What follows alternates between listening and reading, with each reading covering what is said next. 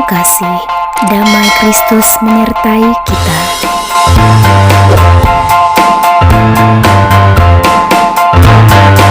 Jika Engkau menghitung-hitung kesalahan, ya Tuhan, siapakah dapat bertahan?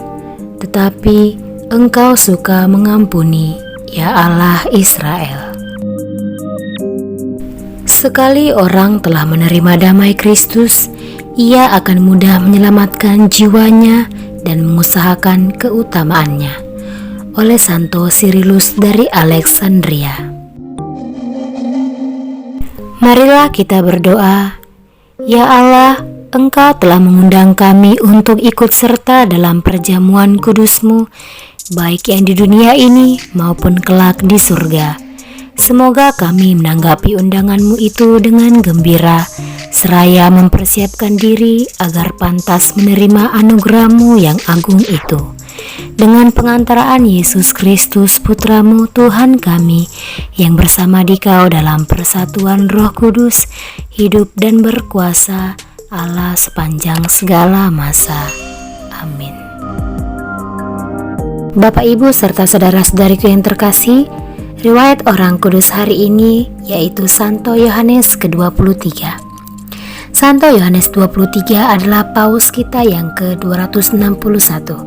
Ia menjabat sebagai paus sejak 28 Oktober 1958 sampai 3 Juni 1963. Nama aslinya adalah Angelo Giuseppe Roncalli.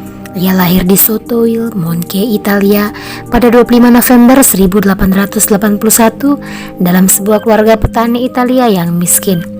Angelo Giuseppe masuk seminari menengah di Bergamo dan melanjutkan ke seminari tinggi di Roma. Ia ditahbiskan menjadi imam pada 10 Agustus 1904 dan tugas pertamanya sebagai seorang imam adalah menjadi sekretaris uskup Bergamo yang diembankan sampai 1914. Paus Yohanes ke-23 sangat dihargai oleh pemimpin gereja Kristen non-Katolik karena kerja kerasnya untuk menyatukan gereja Tuhan yang terpecah-pecah.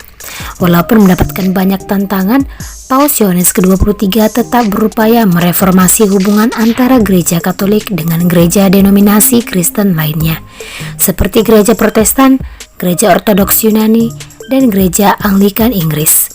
Suatu hal yang pada waktu itu tidak terbayangkan bisa muncul dari kekuasaan tertinggi tahta suci. Pada April 1959, Paus mengeluarkan keputusan yang dengan tegas menentang gerakan komunisme. Paus mengeluarkan larangan bagi umat Katolik untuk memilih partai yang mendukung atau yang berhaluan komunis.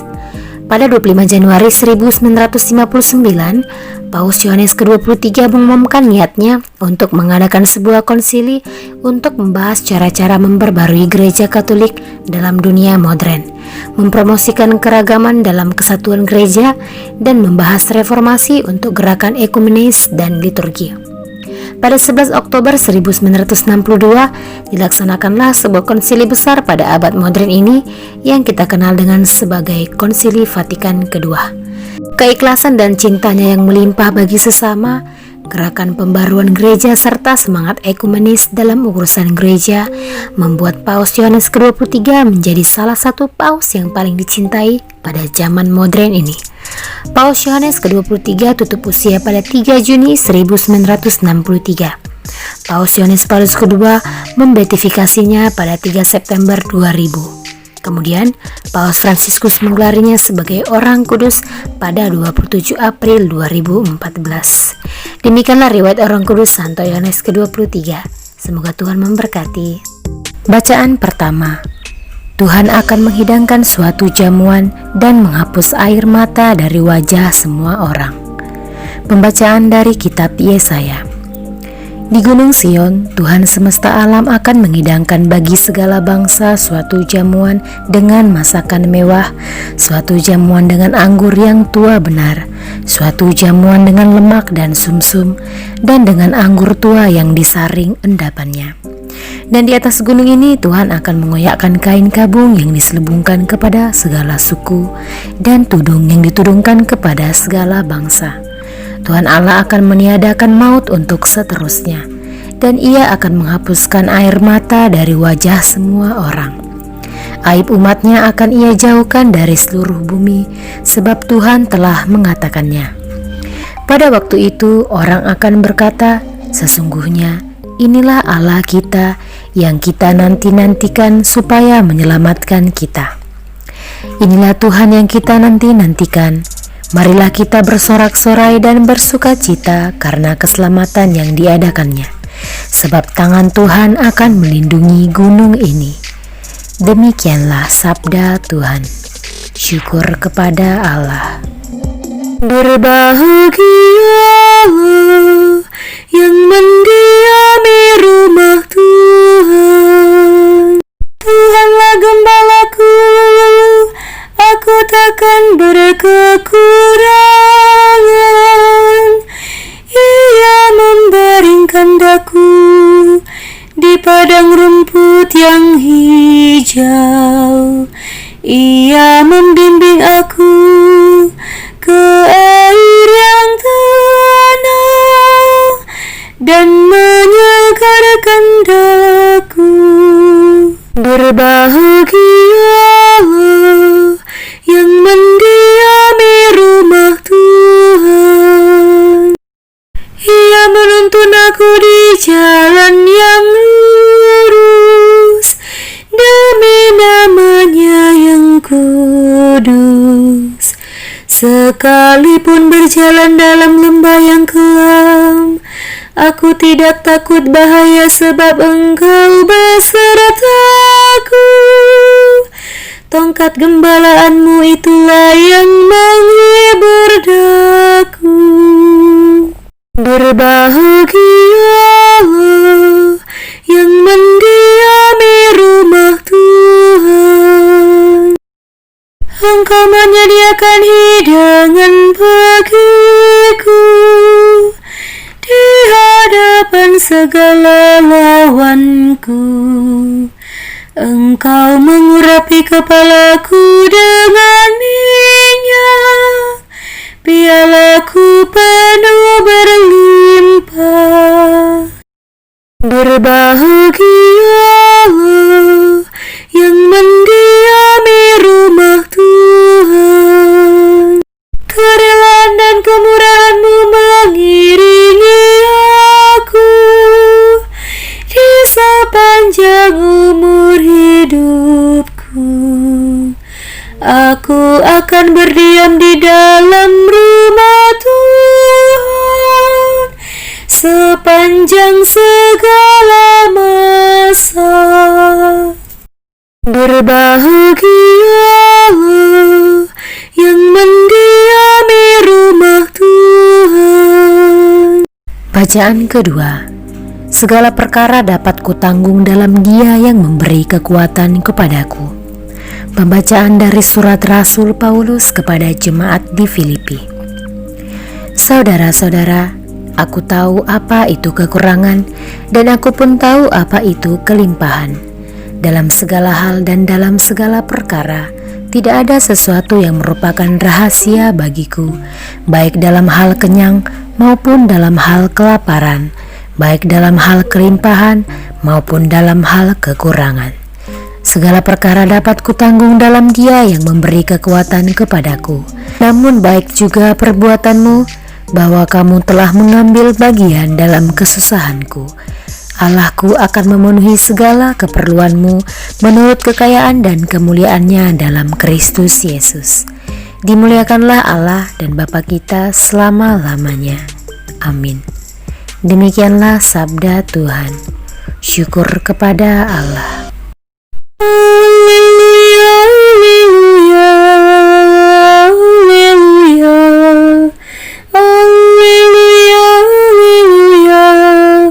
haleluya. Semoga Bapa Tuhan kita Yesus Kristus menerangi mata hati kita, supaya kita memahami pengharapan yang terkandung dalam panggilan kita. Bacaan Injil.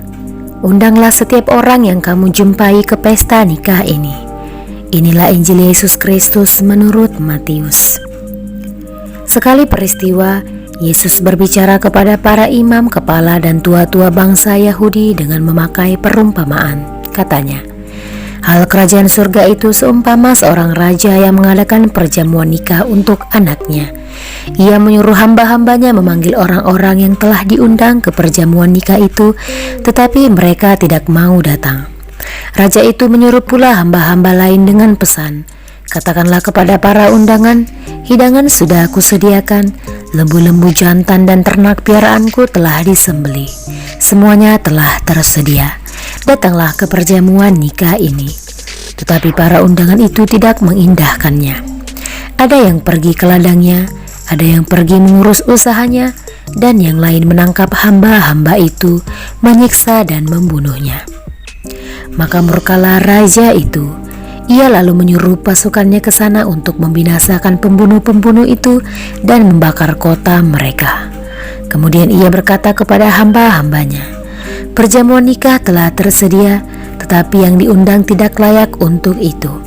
Sebab itu pergilah ke persimpangan-persimpangan jalan dan undanglah setiap orang yang kamu jumpai di sana ke perjamuan nikah ini. Maka pergilah hamba-hamba itu dan mereka mengumpulkan semua orang yang dijumpainya di jalan-jalan, orang-orang jahat dan orang-orang baik, sehingga penuhlah ruang perjamuan nikah itu dengan tamu. Ketika raja itu masuk untuk menemui para tamu, ia melihat seorang tamu yang tidak berpakaian pesta. Ia berkata kepadanya, "Hai saudara, bagaimana saudara masuk kemari tanpa mengenakan pakaian pesta?" Tetapi orang itu diam saja. Maka raja itu lalu berkata kepada hamba-hambanya, "Ikatlah kaki dan tangannya dan campakkanlah orang itu ke dalam kegelapan yang paling gelap. Di sana akan ada ratap dan kertak gigi. Sebab banyak yang dipanggil, tetapi sedikitlah yang dipilih." Demikianlah Injil Tuhan. Terpujilah Kristus. Bapak, Ibu, serta saudara-saudariku yang terkasih, renungan pada hari ini tentang tanggung jawab atas panggilan. Dalam Matius 22 ayat 1 dikatakan, hal kerajaan surga seumpama seorang raja yang mengadakan perjamuan kawin untuk anaknya. Relasi Allah dan manusia sebenarnya didasari oleh sebuah undangan atau tawaran. Bagaimana relasi kita dengan Allah bergantung dari tanggapan kita kepada undangan dan tawaran Allah tersebut. Sama seperti perumpamaan Allah mengundang siapa saja untuk datang kepadanya, namun ternyata memang tidak semua orang mau atau menanggapi undangan tersebut dengan sepantasnya. Bila kita merenungkan, sebenarnya reaksi orang-orang yang diundang itu sama dengan kita. Ada yang tidak menerima undangan karena merasa terlalu sibuk untuk hal-hal rohani. Ada yang merasa urusan suami adalah mencari nafkah, sedangkan soal doa adalah urusan istri. Sadar atau tidak, kita mulai mematikan undangan tersebut dari dalam hati kita. Di sisi lain, untuk menanggapi undangannya, Allah meminta kita untuk mempersiapkan diri dan tidak sembarangan.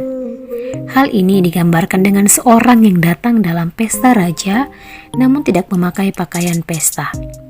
Nah, pakaian pesta adalah lambang dari diri yang siap.